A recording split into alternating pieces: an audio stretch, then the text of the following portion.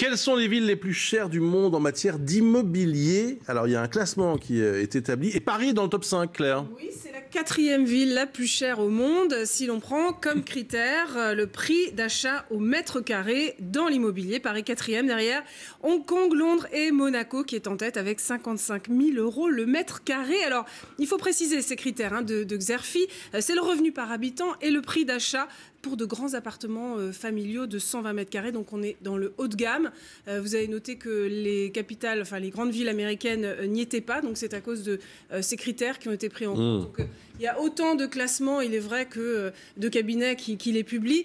Mais quand même, Paris est cher et on en a la confirmation avec d'autres classements qui sont parus récemment. Dans The Economist, par exemple, on apprenait il y a quelques semaines que Paris est la 2e ville la plus chère au monde en tenant compte du coût de la vie. Vivre dans la capitale française, ça coûte 26% plus cher qu'à New York. Et puis Paris est la 4e ville la plus chère au monde aussi en ce qui concerne les loyers. Alors, ça veut dire quoi? Ça veut dire que Londres, Paris restent des capitales attractives, malgré ce que l'on dit sur le déclin de la vieille Europe.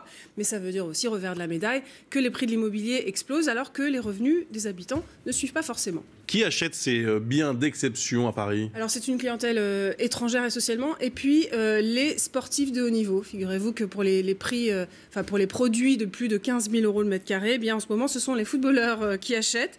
Alors sachez quand même que ça bouge sur ce marché, puisque la clientèle russe a disparu. Donc l'immobilier de luxe à Paris, il a baissé de 25 à 30%.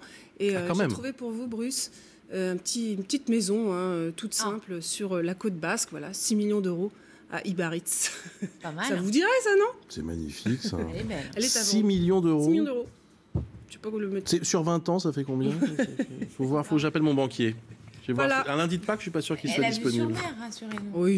Ah oui, là, à mon avis, il y a une belle vue sur mer. Ilbaritz, c'est très beau, Ilbaritz. Merci beaucoup, Claire. Tout de suite.